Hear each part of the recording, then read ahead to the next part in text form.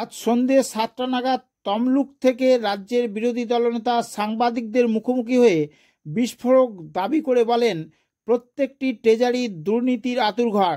পশ্চিমবঙ্গের অধিকাংশ পুরসভাতে 15 ফিনান্সের টাকা ভেঙে ক্যাজুয়ালদের দুর্গাপুজোর বোনাস দিয়েছে। তিনি আর কি অভিযোগ করলেন শুনুন। রাজ্যে কোনো কিছুই আপনার হিসাব পরীক্ষা হয় না, এবং আমি 16 সাল থেকে, এর আগে 6 থেকে ছিলাম, 16 থেকে অ্যাসেম্বলিতে আছি। কোনো দিন টেবিল হয় না ক্যাগ রিপোর্টের, এবং যেখানেই হাত দিবেন দুর্নীতি। আপনার প্রত্যেকটা ট্রেজারি দুর্নীতির আঁতুড়ঘর।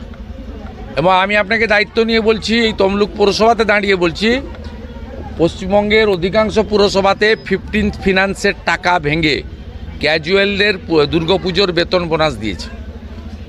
অথচ এই টাকা ভাঙতে পারে না 15 ফিনান্সের, এবং এই টাকা যদি ভাঙে 1 মাসের মধ্যে ওন ফান্ড থেকে টাকা ফিরিয়ে দিতে হয়। আমি কালকে, আপনি গিয়ে দেখে আসুন, যে কোনো পুরসভাতে 2023 সালে দুর্গাপূজার ক্যাজুয়ালদের বেতন এবং বোনাস 15 ফিনান্সের টাকা ভেঙে দিয়েছে।